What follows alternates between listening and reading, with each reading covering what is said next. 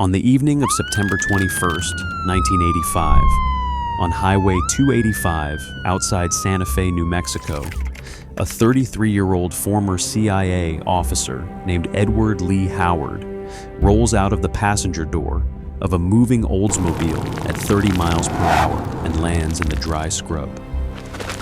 His wife continues driving. In the passenger seat where Howard had been sitting 6 seconds earlier sits a foam mannequin head on a wig stand, wearing his cap and coat. The body is a coat hanger inside a sweatshirt. From 50 feet behind, the distance kept by the two FBI surveillance cars following the Oldsmobile, the mannequin looks like a man. Mary Howard drives home alone. She places a cassette into the answering machine and routes it through the kitchen phone. The tape contains her husband's voice talking about dinner plans. The FBI wiretap on the residence picks it up, and as far as the United States government is aware, Edward Lee Howard is eating a late dinner in Santa Fe. He is, in fact, on a Greyhound bus to Tucson.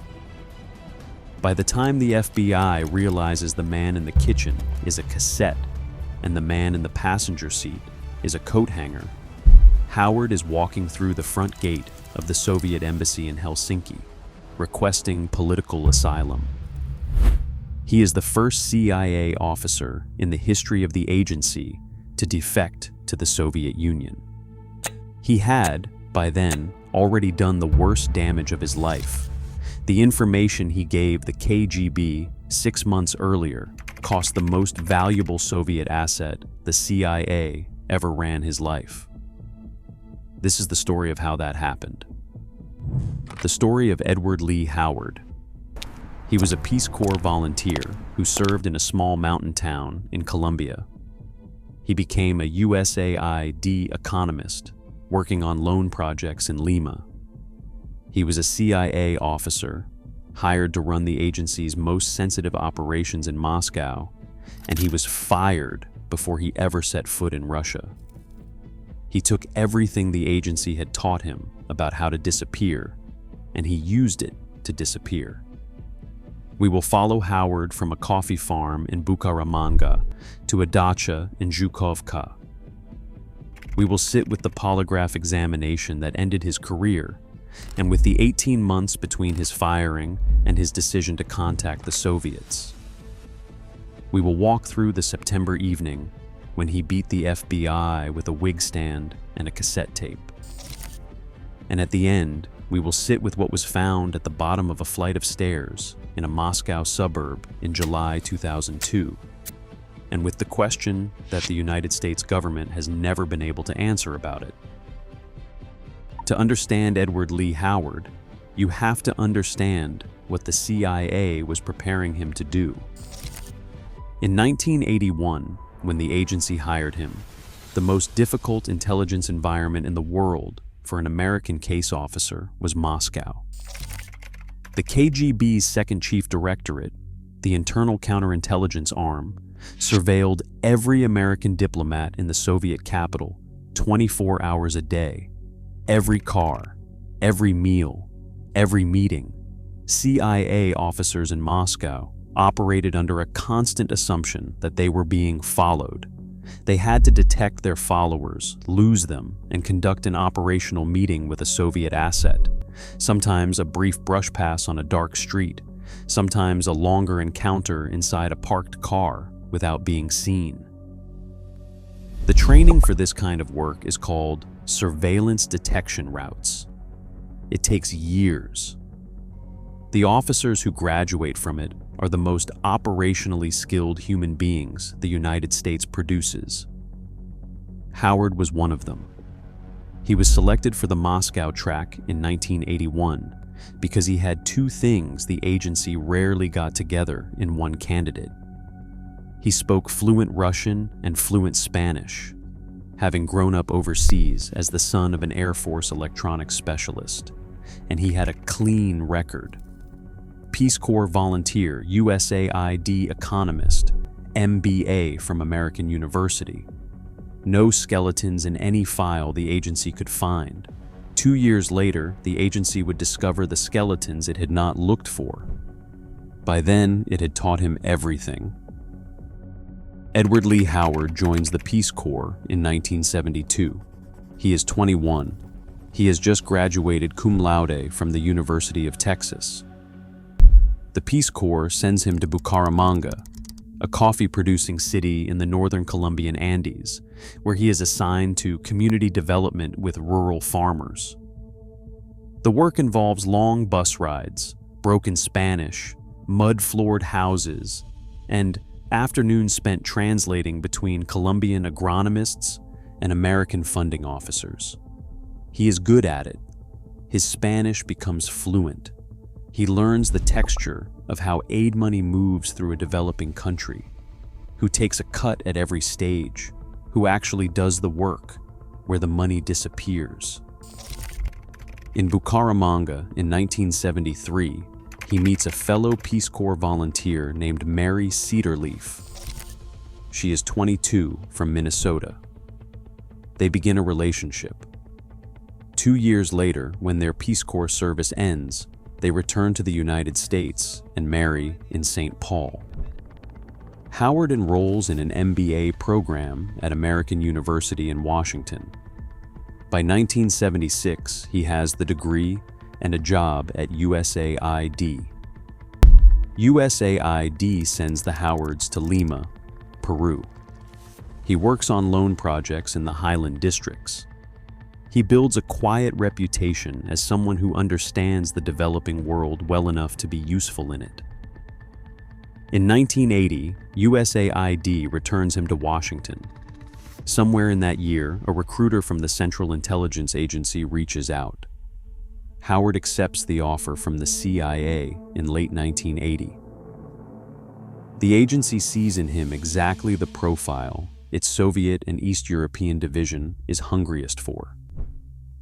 Russian language at the operational level, Spanish for flexibility, an advanced degree, a Peace Corps and USAID background that provides unimpeachable cover, a wife who can pass her own background check and accompany him on overseas postings.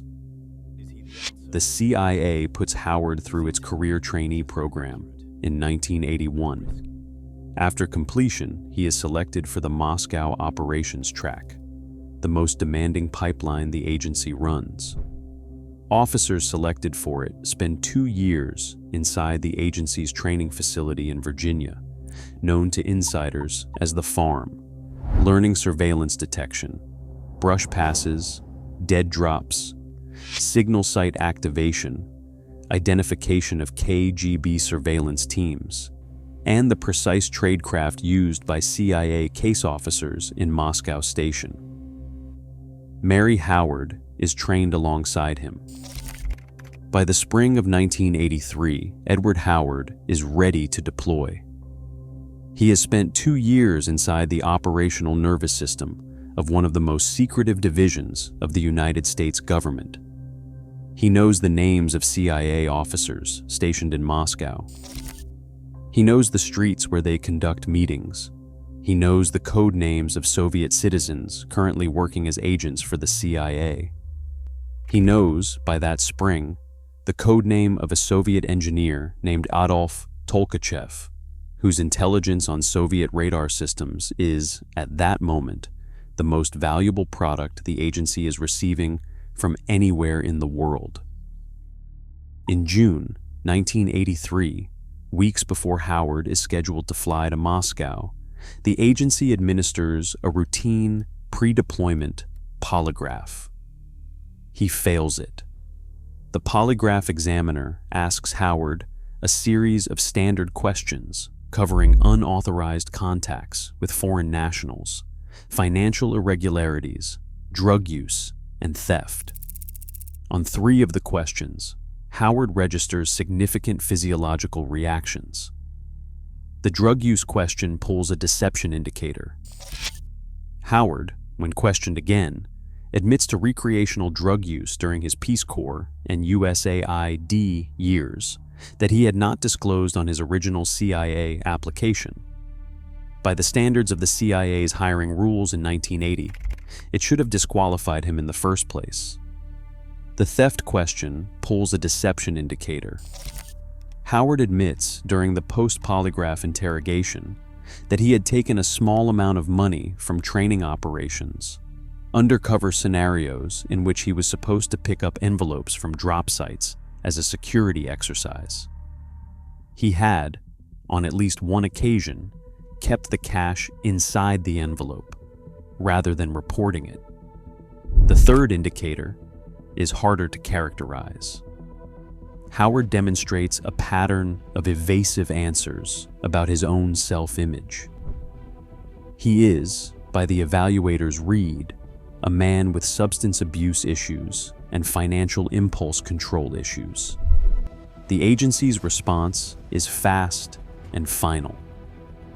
In June 1983, after 2 years of training Howard for the Moscow track, the CIA fires him. He is given a small severance, told to leave Langley by the end of the day, and told that what he learned remains classified at the highest levels and that he is legally bound to take it to his grave. He does not. Edward and Mary Howard moved to Santa Fe in the summer of 1983. Howard takes a job as an economist with the New Mexico state government. The work is uninteresting compared to what he has been preparing for. The pay is significantly less. The drinking becomes uncontrolled, and so does the depression. In the spring of 1984, Mary Howard gives birth to their son, Lee. By the summer of 1984, somewhere in Howard's calendar, the CIA's later damage assessment cannot pin down the exact date. He begins to plan his revenge. The plan takes the form of contact with Soviet intelligence. Howard knows, from his agency training, exactly how to approach the KGB safely. He knows which embassies are not aggressively surveilled by host country counterintelligence. He knows which Soviet diplomatic officers are likely intelligence officers. He knows what kind of opening note will get him to a face-to-face meeting and what kind will get him laughed out of a reception room. In September of 1984, on a personal trip to Europe, Howard walks into the Soviet embassy in Vienna and asks to speak with a senior intelligence officer. He is given a chair. Within a week, he is in a hotel room in Vienna, being debriefed by a KGB officer who introduces himself only by his first name. Over the course of 3 meetings in late 1984 and early 1985, Howard provides the KGB with the operational profile of the CIA's Moscow station. He names case officers. He describes their surveillance detection routes. He identifies the dead drops used by the agency in Moscow parks. He provides the code name and the operational pattern of Adolf Tolkachev. The KGB pays him, by his own later accounts, somewhere between $50,000 and $150,000 in cash, transferred to a Swiss bank account under a false name. In June of 1985, on the Moscow Ring Road, Adolf Tolkachev is arrested. 15 months later, he is executed by firing squad. The CIA does not yet know who gave him up. In August of 1985, a senior KGB officer named Vitaly Yurchenko walks into the U.S. Embassy in Rome and defects. Yurchenko is the deputy chief of the First Chief Directorate's North American operations. He knows, among many other things, the names of 2 recent walk-ins to the KGB from inside the American intelligence community. The first is a former NSA employee named Ronald Pelton. The second is an unnamed former CIA officer who had been trained for the Moscow track and fired before deployment. Yurchenko provides enough biographical detail that the FBI, within 48 hours of his arrival in Washington, identifies the second walk-in as Edward Lee Howard. The Bureau opens an investigation. The investigation is conducted quietly. Howard is not arrested. He is not charged. The FBI has at this point intelligence from a Soviet defector, useful but not by itself sufficient for prosecution. The Bureau decides to surveil Howard, attempt to develop additional evidence, and approach him for a voluntary interview that might generate a confession. On September 19, 1985, two FBI agents knock on the door of the Howard residence in Santa Fe. Howard answers. He invites them in. The agents tell him they would like to ask him some questions about his time at the CIA. Howard agrees to a follow-up meeting at the Hilton Hotel in Santa Fe the following day. That night, in his kitchen, Howard explains to his wife Mary that the FBI knows. He tells her what he has done. He tells her that he believes the Bureau will arrest him within days. He has, he says, one chance to avoid spending the rest of his life in a federal prison. The chance involves the training he received from the agency that fired him. He has, after all, been preparing for exactly this, though not for this side of it. September 21st, 1985, is a Saturday. The Bureau has placed two unmarked surveillance cars on the Howard residence. The wiretap on the home phone is active.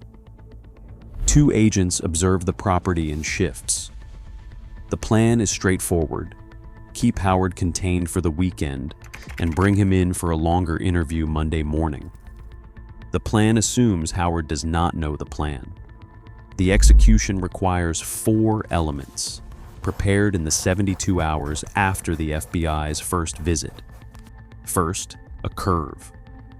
Howard has identified, on a winding stretch of road between a small Mexican restaurant and his house, a specific bend where the two trailing vehicles will lose direct line of sight on the Oldsmobile for approximately 4 seconds.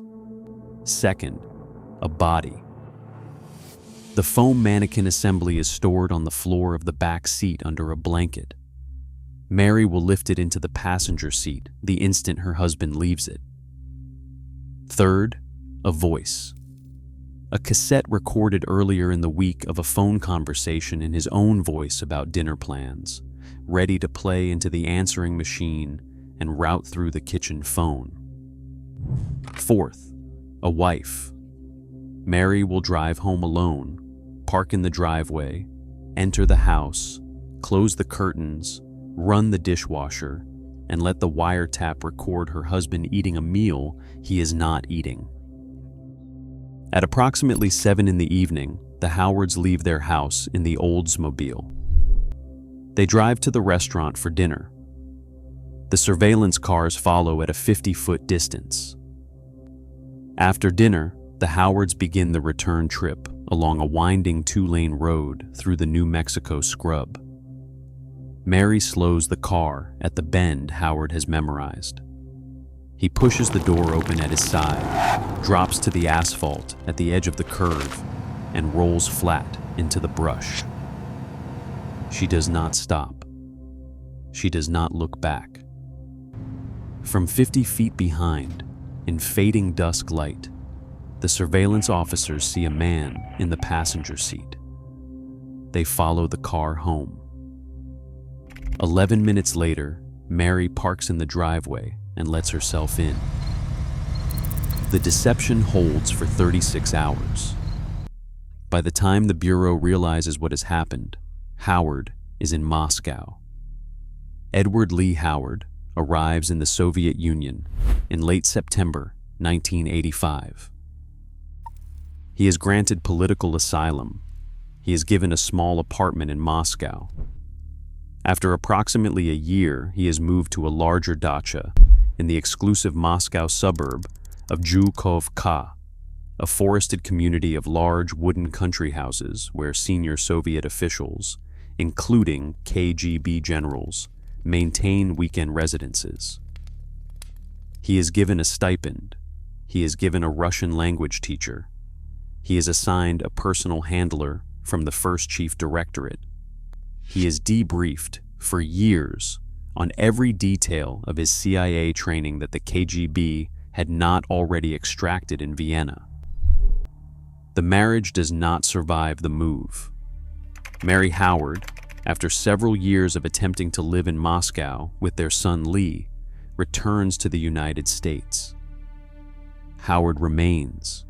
He starts new relationships. He gives occasional interviews to Western journalists in writing. In 1995, he publishes a memoir titled Safe House, in which he describes his career, his defection, and his life in Russia, with the detachment of a man writing a travelogue. He does not, in the memoir, mention Adolf Tolkachev by name. He does not mention the 8 other names he gave to the KGB. He does not mention the executions. The CIA, throughout the 1990s, watches him from a distance. The agency tries, through various channels, to negotiate his return, a deal in which he would face charges in exchange for being able to die in an American prison instead of a Russian dacha. The negotiations never go anywhere. In July 2002, after 17 years living in Russia, Edward Lee Howard is found at the bottom of the staircase of his Zhukovka dacha. He has fallen approximately 12 feet. His neck is broken. He is dead. Russian authorities classify the death as an accident. The official Russian account is straightforward. Howard, who had been drinking on the evening of July 12th, lost his footing at the top of the wooden staircase inside his dacha and fell to the landing below. The fall produced a cervical fracture. He died within minutes. The body is cremated quickly. There is no independent autopsy. There is no forensic examination by anyone the United States government considers neutral. The State Department releases a brief statement noting his death and declining further comment. Inside the CIA and the FBI, the death is read differently. For a man of Howard's intelligence background, a fatal fall in a private residence with no witnesses, followed by immediate cremation, has a particular shape. American counterintelligence officers who reviewed the case noted 3 things. Broken neck deaths from short residential falls are statistically rare. Howard had recently begun expressing publicly his interest in negotiating some kind of return to the United States. And the FSB has a long institutional memory of how to handle assets whose continued usefulness has expired. None of this is provable.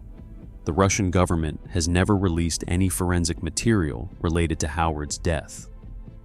The American government has never officially accused anyone of killing him. The man whose information ended Adolf Tolkachev's life ended his own life at the bottom of a flight of stairs the Russian government has never permitted anyone to inspect. The damage Edward Lee Howard did to the CIA in 1985 is, in some ways, harder to measure than the damage Aldrich Ames did the same year. Ames sold names, 11 specific Soviet assets, 10 of them executed. Howard sold something different. He sold the manual. He told the Soviets, in operational detail, exactly how the CIA's Moscow station functioned, the surveillance detection routes the agency used, the dead drop locations, the signal sites, the brush pass techniques. He told the Soviets not just who the assets were, but how the agency was trying to protect them. Every CIA officer deployed to Moscow for the rest of the 1980s operated in a city where the KGB knew in advance every move they would attempt to make. The agency's response was the largest internal restructuring in the history of the Soviet and East European division. Tradecraft was rewritten, surveillance detection routes were redesigned. New protocols governed the deployment and oversight of officers in hostile environments. It did not bring back Adolf Tolkachev. The CIA quietly installed, on a different floor of headquarters than the public memorial wall, a small private memorial to the foreign agents executed because of betrayals from inside the agency. Edward Lee Howard's name is not on that memorial. The names of the men he sold are: there is a forested suburb outside Moscow called Zhukovka. The dachas there are wooden, two-story, often surrounded by birch trees. The residents are senior Russian officials, retired military officers, the occasional Western defector. The staircases inside the dachas are usually steep, often without handrails, sometimes uneven. In one of those dachas, on a summer evening in July 2002, a 50-year-old American defector named Edward Lee Howard fell from the top step to the bottom and broke his neck. The body was cremated within 48 hours. No autopsy was performed by any party the United States government would have considered impartial. The Russian police report was 3 paragraphs long. The case is not classified. There is no remaining classification because there is no remaining file. There is no remaining body. There is no remaining evidence. What remains is the staircase. And the 17 years between the moment Edward Lee Howard rolled out of a moving Oldsmobile in New Mexico in September 1985 and the moment he reached the bottom of those stairs in July 2002. He had been trained by the United States Central Intelligence Agency to be one of the most operationally skilled human beings the country produced. He had taken every piece of that training and used it to disappear into a country that had no further use for him and no incentive to keep him alive. The CIA hired him because he had the right skills. The KGB kept him because he had the right secrets. When the secrets ran out, so did he. If this is the kind of story you came here to find, there are more coming. Subscribe so the next one finds you. Resurfaced, the stories that were meant to stay buried.